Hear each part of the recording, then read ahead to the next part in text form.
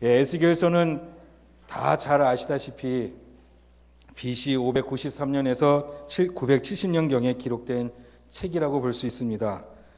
에스겔 선지자는 BC 586년에 엄청난 변화의 시기를 겪었습니다. 당시 예루살렘은요, 바벨론이라는 나라의 침공을 받았습니다.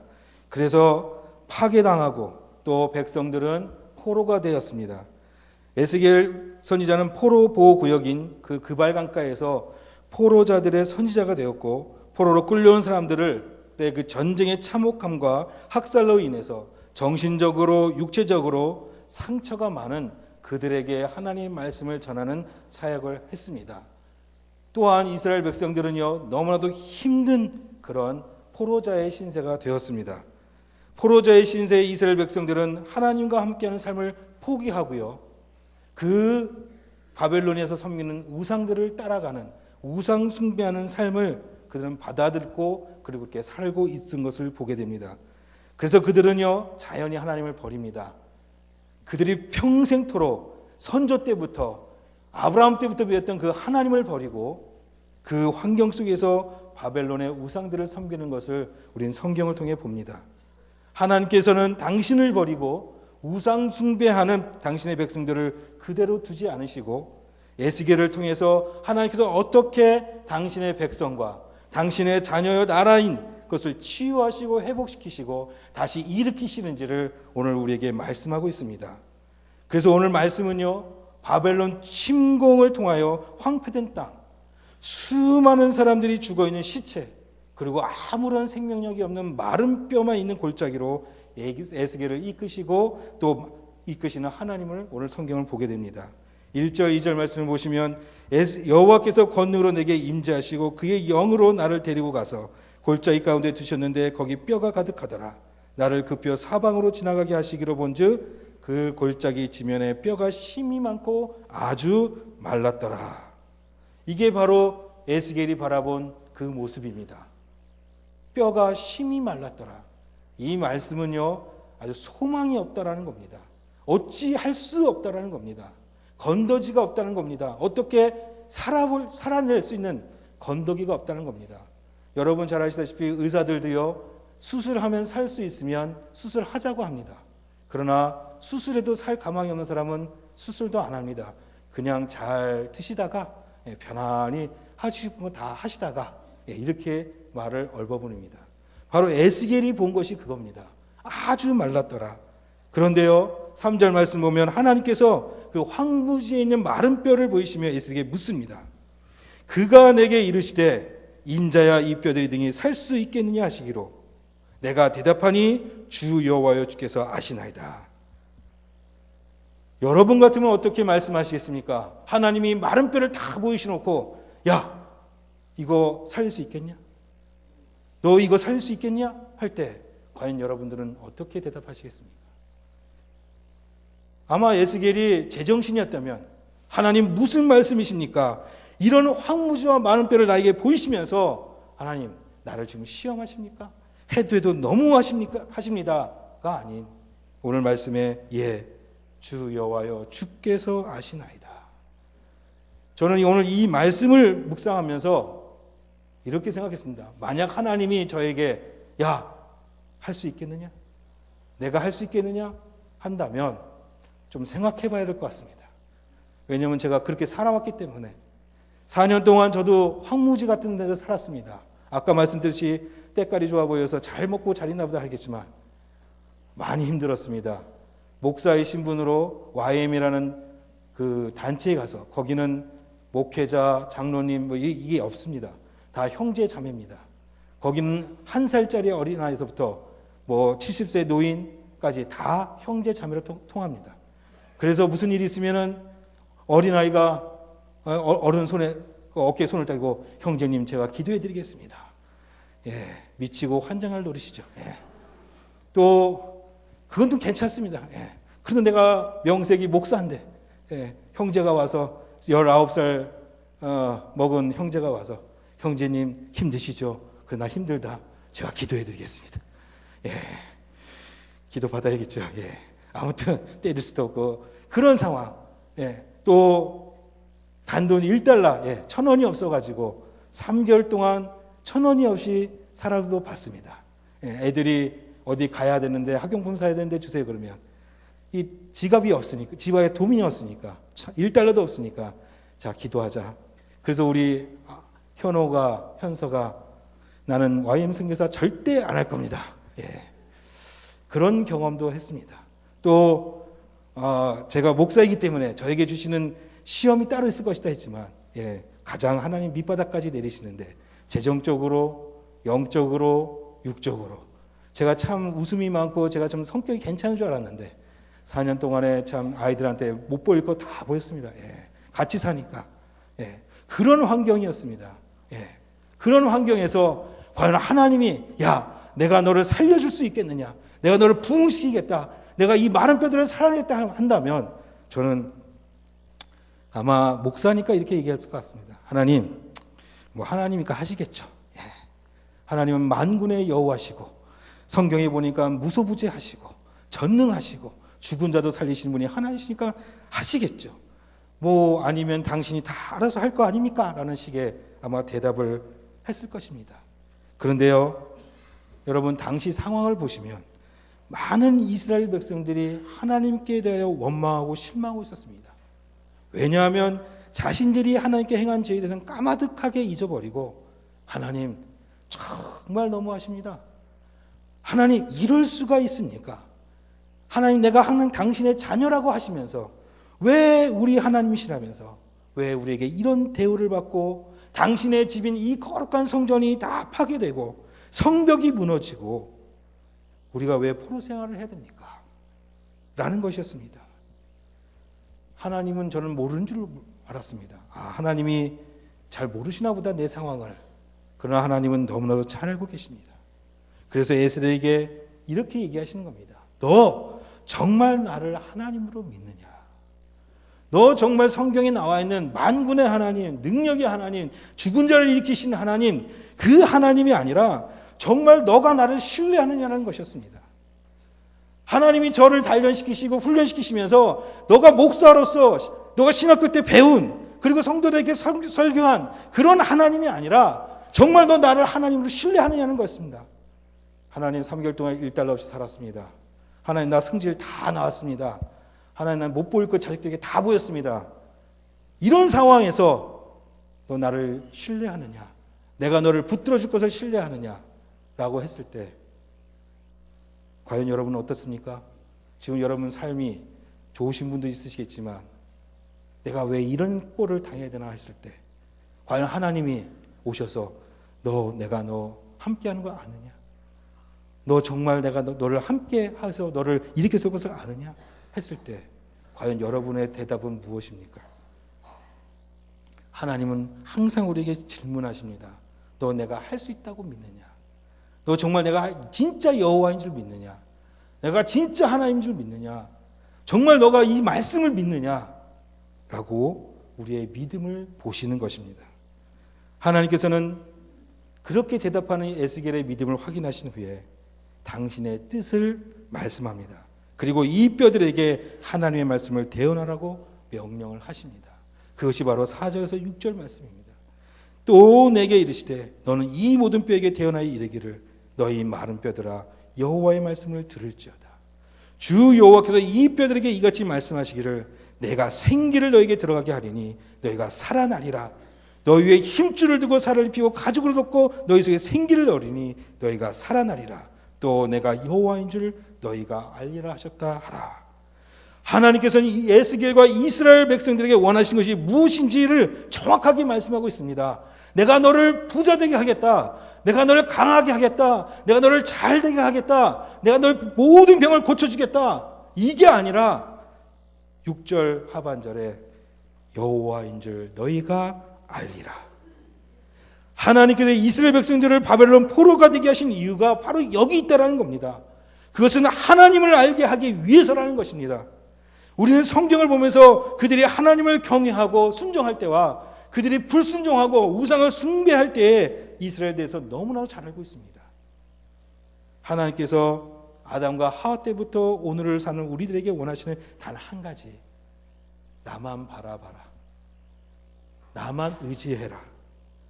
그리고 너희가 내가 누구인지를 알기를 원한다라는 겁니다. 그러나 우리는요, 죄인이기 때문에 하나님 말씀을 자주 잊어버립니다. 마치 어린아이가 엄마가 하지마, 아버지가 그건 안 돼 했을 때 그거를 들을 때는 네 했지만 뒤돌아서면 또 그 짓을 하는 것처럼 우리도 하나님 말씀을 들을 때는 아멘 하지만 그러나 우리가 내 삶 속에 들어갔을 때는 똑같이 그 일을 행한다는 겁니다. 이 시간에도 하나님 우리에게 묻습니다. 예배드릴 모든 성도들에게 이렇게 묻습니다. 너 지금 누구에게 예배를 드리고 있느냐? 너 진짜 예배드리는 대상이 누구인지 아느냐? 넌 내가 누구인지 아느냐? 너 이 시간에 나를 믿고 신뢰하느냐라고 우리에게 묻습니다. 이제 하나님의 명령을 받은 에스겔이 마른 뼈를 향하여 선포하는 장면이 나옵니다. 여기 두 단계에 걸쳐서 마른 뼈가 살아나는 장면을 보여주고 있습니다. 첫 번째가 치유입니다. 7절에서 8절 말씀 보시면 이에 내가 명령을 따라 대언하니 대언할 때 소리가 나고 움직이며 이 뼈 저 뼈가 들어맞아 뼈들이 서로 연결되더라.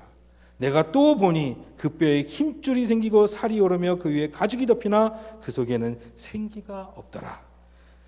말씀을 전하자 놀라운 일이 일어납니다. 뼈와 뼈들이 서로 자기 뼈들을 찾아갑니다. 마치 DNA를 찾아서 내 뼈 어딨냐 하면서 이 뼈 저 뼈가 서로 그 무더기같이 수북히 쌓인 그 뼈 무더기가 자기 뼈를 찾아가는 모습이 성경에 기록되고 있습니다. 그리고 말씀처럼 살이 펴지고 힘줄이 생기는 놀라운 신기한 일들이 벌어지고 있는 것입니다. 이 장면이 바로 하나님이 마른 뼈를 치유하시는 장면입니다. 11절에 또 내게 이르시되 인자 이 뼈들은 이스라엘 온 족속이라. 그들이 이르기를 우리의 뼈들은 말랐고 우리의 소망이 없어졌으니 우리는 다 멸절되었다 하느니라. 스스로 소망이 없고 스스로 우리는 죽었다 그랬고 우리는 이제 살 소망이 없으니까 이제 죽어버리자라고 했던 그 이스라엘 백성들의 뼈가 서로 맞춰지고 힘줄이 생기고 살이 핀 것을 성경은 말씀하고 있는 겁니다. 즉 이스라엘 백성들이 자신들의 삶 속에서 하나님께 집중하기보다는 하나님 말씀 앞에 집중하기보다는 세상 모든 것에 집중하는 것, 하나님의 말씀을 신뢰하기보다는 사람의 말과 또 세상이 말하는 지식에, 그 요즘은 인터넷이 너무너무 빨라서 검색만 하면 다는 그 지식 검색어에 모든 사람들이 맡기는 것, 그리고 내 신념과 내 어떤 통밥과 뭐 이런 것들에 하는 모든 것들, 그래서 그 행위들로 인해서 무너졌을 때 이제 살 소망이 없다고 절망 가운데 어찌할 바를 모르는 모습들이 오늘 이 말씀을 통해서 정리되는 것을 우리에게 말씀하고 있습니다. 성도 여러분, 치유라는 것은 내 능으로 할 수 없는 것들이 하나님의 말씀 앞에서 내가 어떤 사람인지, 내가 무엇을 잘못했는지를 뒤돌아보고 회개하는 것이 바로 치유인 줄 믿으시기를 바랍니다. 그것은 사람의 말이 아닙니다. 하나님의 말씀으로 내가 내 뒤를 돌아보고 내 자신을 돌아볼 때 일어나는 것이 치유라는 것입니다.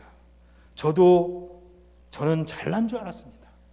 그리고 나는 성경을 잘 알고 그 신학도 잘 알고 난 목사이기 때문에 나는 하나님을 무척이나 잘한다고 생각했습니다. 그래서 저는요 고상하게 선교사도 할 줄 알았습니다. 근데 하나님은 그런 하나님이 아니셨습니다. 저의 모든 것을 무너뜨리시고 하나님은 교만했던 나의 모든 것까지 다 내려버리시고 그 밑바닥에서 무릎을 꿇고 하나님, 내가 하나님 말씀 앞에 서니 내가 죄인이었습니다 고백할 때 하나님은 그제서야 저를 치유하신 것을 보게 됩니다. 그만큼 아픔이 있지만 하나님 말씀 앞에서 우리가 정확하게 무릎을 꿇고 여러분, 하나님 나는 죄인입니다. 내 인생의 모든 것은 오직 당신뿐입니다라고 고백할 때 바로 그것이 치유의 역사가 일어나는 것입니다. 여러분 잘 아시는 누가복음 15장 말씀에 탕자의 비유가 나옵니다. 탕자의 비유를 너무너무 잘 아시죠. 그 둘째 아들이 아버지의 재산을 미리 땡겨가지고 자신의 뜻과 생각대로, 자신의 가치관대로, 세상이 자기에게 주었던 지식대로 살아가는 것을 우리는 보게 됩니다. 그저 그 자식이 잘 되면 좋겠지만 잘 안 돼가지고 마지막 그 돼지 우리에서 쥐염 열매 먹으면서 그가 회개를 하지 않습니까? 그래, 내가 아버지 집에 함께 있을 때 그때가 좋았다. 그래서 그가 집으로 돌아오는 것을 우리는 성경을 통해 보게 됩니다. 바로 그것입니다. 우리는 참 죄인이고 완악해서 끝까지 밑바닥 갈 때까지 하나님 앞에 손을 들지 않습니다. 혹시 사랑하는 성도 여러분, 여기 계신 분 중에 좀 괴롭거나 힘들거나 그러신다면 빨리 말씀 앞에 서서 뒤돌아보시고 치유받으시기를 주님의 이름으로 부탁을 드립니다. 바로 이 아들이 그렇게 했을 때 아버지와의 만남을 통해서 자신의 죄를 인정하고 용서를 구할 때 그건 치유가 일어나듯이, 근데 여러분, 치유가 일어났다고 해서 완전한 사람이 될 수 없다는 것을 기억하십시오. 많은 분들이 난 치유받았습니다, 그래서 나는 새롭게 됐습니다 하지만 그거는요 너무 이른감이 있습니다. 두 번째로 9절에 10절 말씀은 회복이 나오는데, 우리는 뼈들과 힘줄과 살이 있다고 해서 이 사람을 살아있다라고 우리는 인정하지 않습니다. 사람이 살려면 무엇이 있어야 합니다. 아무리 오랜 병생이 누워있는 사람이라도 이것이 있으면 산 사람이고, 아무리 건강한 몸을 가진 사람이 하더라도 이것이 없으면 죽은 사람입니다. 그것이 무엇입니까? 바로 9절 10절의 생기입니다. 하나님께서 에스겔에게 힘줄과 살이 생겼다면 이제 너는 생기를 대언하라고 말씀하고 있습니다. 또 내게 이르시되 인자야 너는 생기를 향하여 대언하라. 생기에게 대언하여 이르기를 주 여호와께서 이같이 말씀하시라. 생기야 사방에서부터 와서 이 죽음을 당한 자에게 불어서 살아나게 하라 하셨다 하라. 이에 내가 그 명령대로 대언하였더니 생기가 그들에게 들어가매 그들이 곧 살아나서 일어나 서는데 극히 큰 군대더라. 마른 뼈에서 사람의 몸으로 그리고 살아서 일어나는 모습을 통해 하나님께서는 이스라엘을 회복시키시는 장면이 바로 이 장면입니다. 여기에 생기는 무엇입니까? 말씀 그대로 하나님께서 우리를 창조하실 때 창세기 2장 7절 말씀에 불어넣으셨던 그 생기라는 것입니다. 하나님 사람을 흙으로 빚으시고 그 코에 생기를 넣었을 때 사람이 생명이 되었다라고 성경은 기록하고 있고 말씀하고 있습니다. 그렇습니다. 아무리 우리가 육신적으로 있을지라도, 우리가 치유받았다 할지라도 하나님의 생명이 내 안에 있지 않으면, 하나님의 성령이 내 안에 있지 않으면 우리는 회복되지 않았다라는 것입니다. 이 점을 꼭 기억하십시오. 치유받은 것으로 끝나면 안 됩니다. 우리는 회복해야 됩니다. 어떤 걸로요? 예전에 아담과 하와 때 하나님이 지었던 그 본래의 인간의 모습으로 우리는 회복돼야 됩니다. 그래서 이사야서는 그러잖아요. 우리를 지으신 목적이 딱 한 가지라고. 바로 나를 찬양하라. 나를 예배하라. 바로 그것입니다. 아버지가 누가복음 15장 22절에 똑같은 말씀이 나옵니다. 탕자가 돌아왔을 때 아버지 나는 그냥 종으로 살았으면 좋겠습니다. 더 이상 내가 아버지라고 부를 수 없습니다 할 때 22절에 그 아버지가 종들을 시켜서 다시 그 아들의 지위를 회복시키는 것을 보게 됩니다. 바로 여러분, 이것이 회복입니다. 우리는 하나님, 내가 죄인으로서 그냥 날 치유만 해주셔도 감사합니다, 그냥 이렇게 살겠습니다 할 때 하나님께서는요 우리에게 성령을 주셔서 다시금 아들로서, 다시금 거룩한 백성으로 택하신 족속으로 우리를 회복시켜 주신다라는 겁니다. 그래서 하나님께서요 요한복음 3장 16절에 그 아들을 이 땅에 보내신 것입니다. 왜요? 우리를 회복시켜 주시기 위해서. 또 로마서 8장 14, 15절에 사도 바울은 이렇게 고백합니다. 무릇 하나님의 영으로 인도함을 받은 사람은 곧 하나님의 아들이라.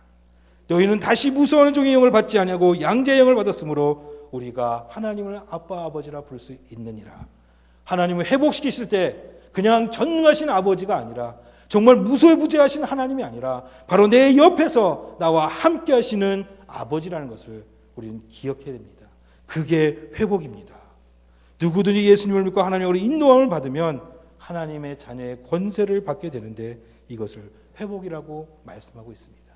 영적 육적으로 타락한 백성들을 다시 당신의 백성으로 자유로 치유하시고 회복시키는 것이 바로 하나님 아버지의 마음입니다. 하나님은 여러분을 그냥 두지 않으십니다. 당신의 자녀로 다시금 회복시키십니다. 하나님은 여러분을 한 번도 그냥 두시지 않으셨습니다. 하나님은 끝까지 지금도 여러분들에게 함께 하시고 계십니다. 회복은 하나님과 함께 사는 것입니다. 하나님과 날마다 영적인 여정으로 함께하는 것이 회복입니다. 우리는 하나님과 영적인 여정 없이 살 수 없는 존재로 창조되었습니다. 왜냐하면 하나님의 형상대로 지음을 받았기 때문에, 그분의 영이 내 안에 있기 때문에 우리는 하나님과 동행을 하는 것입니다. 또 회복과 함께 부흥이라 합니다. 10장 하반절 말씀에 보면은 10절 하반절 말씀에 보면 그들이 곧 살아나서 일어나 서는데 극히 큰 군대더라. 영원히 죽어있는 존재로 보였던 마른 뼈에 살을 입히시고 다시 하나님의 영이 생기를 불어넣으시고 그래서 이스라엘을 큰 군대로 만드는 것이 바로 하나님의 뜻입니다. 여러분, 부흥의 뜻은 다 아시겠지만 쇠퇴했던 것이 다시 일어나는 것이 부흥입니다. 영적으로 쇠퇴한 이스라엘 백성들이 치유와 회복을 통해서 다시금 부흥해서 큰 군대가 된 것처럼 바로 하나님은 우리를 부흥케 하시는 분인 것을 믿으시기를 바랍니다. 그런데 여러분, 부흥에는 아까 말씀드린 치유와 회복이 있어야 합니다. 내가 죄인입니다고 하나님 앞에 참회의 눈물과 회개가 있어야 합니다. 그리고 성령으로 충만하셔야만 부흥의 역사를 맛보실 수 있습니다. 이게 없으면 부흥이 없습니다. 많은 분들이 부흥에 대해서 잘못된 편견을 가지고 있습니다. 마치 본인들의 능력과 수고를 통해서 많은 수가 모이는 것을 부흥이라고 생각합니다. 또 어떤 사람은 가정에 내가 열심히 일을 해서 내가 열심히 자린고비처럼 모아서 그렇게 사는 것이 부흥이라고 생각합니다. 그것도 육신으로 볼 땐 맞겠지만 그러나 하나님의 입장에서 보면 그것은 부흥이 아닙니다. 부흥이라는 것은 바로 오직 하나님만이 하실 수 있는 것을 믿고 의지하고 우리가 순종할 때 부흥이 일어난다는 것입니다. 에스겔에게 보였던 마른 뼈가 큰 군대로 변한 것은 사람이 할 수 있는 것이 아닙니다. 오직 하나님께서만이 하신 것입니다.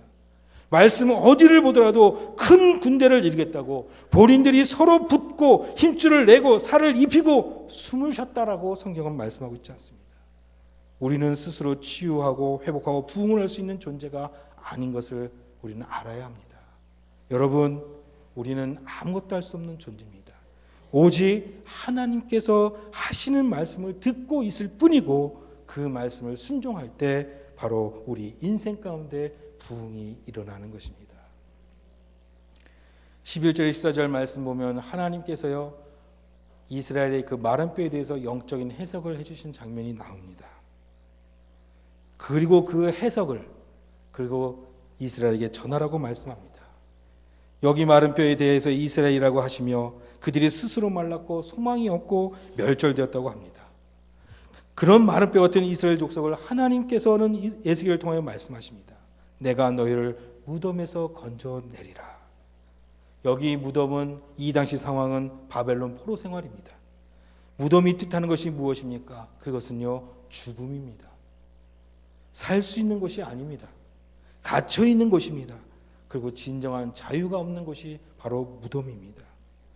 이런 무덤과 같은 곳에서 하나님께서 건져내셔서 자유하게 하여 나의 영을 주어 고국으로 본향으로 내가 보내겠다라는 것이 바로 하나님 아버지의 열심입니다. 현재 우리가에게 하나님께서 이 무덤 같은 세상에서 예수 그리스도의 십자가의 보혈로 치유하시고 회복시키셔서 우리를 하나님 당신의 자녀요 상속자로서 하나님의 나라를 상속하시겠다는 것입니다. 치유받고 회복된 사람은요 어떤 매를 맞고 감옥에 갇혔어도 환경에 얽매이지 않습니다. 여러분 정말로 치유받고 회복된 사람은요 내 지금 상황이 어떤 극악한 상황일지라도 그는 거기서 찬양을 부릅니다. 그런 사람, 미친 사람이 두 사람 있었는데 그게 바로 바울과 실라였습니다. 내 안에 하나님의 영으로 가득 차니까 그가 치유받고 회복되니까 그가 어떤 감옥에서 매를 그렇게 많이 맞았어도 하나님을 찬양합니다. 하나님께 예배합니다. 저는 이거를 선교지에서 배웠습니다. 그 YM에서 생활하면서 지금도 배우고 있지만 어떤 환경 속에서도 하나님을 탓하지 아니하고 어떤 환경 속에서 당신이 왜 나를 이렇게 힘들게 하십니까? 라고 얘기하지 아니하고 하나님 이 상황도 감사합니다. 하나님 이 상황에서 지혜를 주셔서 하나님의 뜻이 무엇인지 기억하게 하시고 알게 하여 주시옵소서. 그렇게 변했습니다. 예. 그래서 이렇게 잘 살고 있습니다. 예. 얼굴에 항상 평화가 넘치고 어떤 풍파가 있을지라도 하나님의 뜻이 분명히 있겠지. 여러분, 제가 YM을 하기 전에는 죄송한 얘기지만 성도들에게 하나님의 뜻대로 사십시오. 믿음으로 사십시오. 믿음 없이는 안 됩니다. 왜 믿음이 그거밖에 안 됩니까? 라고 설교했던 저였는데, 제가 막상 그 자리에 딱 있어 보니까 하나님, 제가 정말 못된 놈이었네요. 말만 하는 사람이었네요. 얼마나 그 자리가 힘든지를 이해를 하겠습니다. 돈이 없다는 것이 뭔지를 알았고요.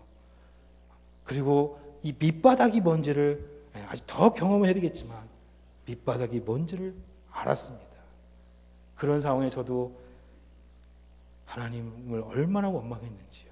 원망하다 못해 내 속에 다 이게 드러나가고 자식들한테도 못할 말도 하고 와이프한테도 못할 말도 하고 저희 베이스가 웨스턴 베이스인데 제 목소리가 제일 큽니다. 하도 성질을 내가지고 그러면 웨스턴들이 와서 저한테 그럽니다. Are you okay? 너 괜찮냐? 괜찮긴 뭐가 괜찮냐? 내가 승질나 죽겠는데. 그러나 지금은요, 그것이 하나님의 계획하심이었고 나를 새롭게 하신 하나님의 뜻인 줄 믿고 지금은 평화롭게 살고 있습니다. 그래서 여러분, 어떤 힘든 여정이 있을지라도 하나님을 찬양하십시오. 분명히 하나님의 뜻이 있습니다. 여러분, 힘들고 어려울 때 주님을 바라보십시오. 여러분, 자유한 자는요, 치유받고 회복된 자는요, 어떤 구애를 받지 않습니다. 어떤 구속도 받지 않습니다. 그렇다고 내 마음대로 사는 것이 아니라 인격적인 성령의 인도하심을 받는 삶을 뜻합니다. 인격적인 성령의 인도하심으로 정말로 행복하고 자유하게 사는 것, 이게 바로 부흥입니다. 여러분의 가정에 부흥이 있기를 원하십니까? 그렇다면 성령이 운행하시도록 하십시오. 성령이 함께 하셔서 정말 인격적인 성령님 안에서 모두가 행복하고 진정한 하나님의 말씀의 자유를 누리는 것, 이것이 바로 부흥입니다. 교회도 마찬가지입니다. 정말 인격적인 성령님이 함께 하셔서 정말로 서로 인격적으로 그리고 행복하게 그리고 평안하게 서로를 위해주고 초대교회처럼 떡을 나누고 그렇게 사는 삶, 그것이 바로 부흥이라는 겁니다. 그런데요, 하나님께서 이렇게 하시는 이유가 딱 한 가지가 있습니다. 오직 한 가지. 하나님께서 이 일을 계획하시고 이룬 것을 우리에게 깨닫게 하기 위해서인데, 즉 하나님이 어떤 분인지 알게 하기 위해서라는 겁니다. 너 평생 나를 잊지 말라는 것입니다. 사랑하는 성도 여러분, 하나님을 잊지 마십시오. 하나님을 절대로 잊지 마십시오. 마지막 결론입니다. 오늘 말씀은요, 무덤과 같은 바벨론 포로 생활에서 하나님을 잊어버리고 우상 숭배를 하며 아무런 소망 없이 살아가는 이스라엘을 치유하시고 회복시키시고 부흥시키신 분이 어떤 분인지를 가르쳐 주기 위함입니다. 이 말씀은 바로 현재 오늘을 살고 있는 우리에게 중요합니다. 아까도 말씀드린 무덤은요, 하나님께 지음을 받았지만 자신이 어디로 가는지 모르고 사는 사람들, 내가 분명 교회는 다니지만, 내가 분명 신앙생활을 한다고 하지만, 내가 교회에 와서 주일날 예배를 드리고 봉사를 하지만 정작 나는 내 인생은 어떻게 될지 모르는 사람들이 많습니다. 성경 공부를 통해, 성경을 통해 내가 알고는 있지만 정말 이 말씀이 내 말씀인가? 이 말씀이 정말 내가 믿어지는가? 어떤 거는 복 받으라면 믿어지지만 복 받지 말라면 믿어지지 않고, 믿음대로 살라 그러면 아멘 하지만 옆집 사람 보니까 당신은 예수 잘 믿어야 돼 이렇게 얘기는 하지만 막상 내가 그 입장에 섰을 때는 예수 믿는 것보다는 지금 내가 어떻게 살아가는 게 중요하다, 이렇게 위로하기를 원하는 사람들이 많다는 겁니다. 여기는 안 계시겠지만 시드니 쪽에 많이 있습니다. 그런 분들, 하나님과 전혀 상관없이 사시는 분들, 자신 스스로 신앙이 있다라고 얘기하시는 분들, 내가 몇 년째 우리 집안 대대로 내가 몇 대째 신앙생활을 하고 있는데, 죄송한 얘기지만 나는 목사인데 어디 명함도 못 내밀었습니다. 왜냐하면 내가 너무 율법주의자였기 때문에, 제가 너무 가식적이기 때문에, 넥타이를 메고 양복을 입고 섰을 때는 할렐루야 했지만 이거 벗고 집에 들어갔을 때는 내가 목사인가? 우리 현서가 어렸을 때 저한테 이런 얘기를 했습니다. 아빠 목사 맞아? 그 말에 쇼킹 먹었습니다. 그것입니다. 가족들도 인정 안 하는 사람, 신앙, 여러분 가족이 인정을 해야만 된다는 것을 제가 뼈저리게 느꼈습니다. 그래서 우리 노력으로는 여러분 무덤에 나올 수 없습니다. 우리 힘으로는요, 그 어떤 환경 속에서 우리가 이겨낼 수가 없습니다. 또 위대한 설교자의 어떤 파워풀한 설교나 어떤 유식하고 아주 성경에 정통한 성경교사의 정확한 가르침으로도 우리는 무덤에서 나올 수 없습니다. 오직 하나님께서만이 하실 수 있다라는 것입니다. 하나님의 말씀과 성령이 내 삶을 인도하실 때 우리는 어두운 무덤에서 자유하며 본향을 갈 수 있다는 것입니다. 하나님은 지금도 우리를 치유하시고 회복시키시고 부흥하시기를 원하십니다. 하나님의 뜻은요, 당신의 자녀가 정말로 하나님만 바라보고 어떤 환경 속에서 굴하지 아니하고 당신을 찬양하고 예배하기를 원하신다는 겁니다. 그 이유는 내가 여호와인 줄 너희가 알리라. 호세아 6절 3절 말씀, 6장 3절 말씀에 보시면 이런 말씀이 있습니다. 우리가 여호와를 알자. 힘써 여호와를 알자. 이것이 YM의 기본 모토입니다. 그래서 저희가 많은 청년들을 하나님을 알라라고 가르칩니다. 그 어떤 환경도 다 버리고 오직 말씀 앞에서 하나님을 깊이 만나고 깊이 체험해서 그것을 가지고 세계 곳곳에 나가서 하나님을 전하라는 것이 저희 마의 모토입니다. 오늘 주일 2부 예배 오신 우리 사랑하는 성도님들, 하나님을 힘써하십시오. 좌절하지 마시고요, 절망하지 마시고요, 왜 내게 이런 것이 왔나라고 불평하지 마시고 그 하나님의 뜻이 무엇인지, 하나님 내가 왜 이래야만 됩니까? 하고 하나님께 물어보십시오. 그분은요 분명히 말씀해 줍니다. 그분은요 분명히 우리에게 말씀하십니다. 내가 여호와인 줄을 내가 너에게 알려주기 위해서이다. 하나님을 힘써 하시는 성도님 되시기를 주님의 이름으로 부탁을 드립니다. 기도하겠습니다. 하나님 아버지 감사합니다.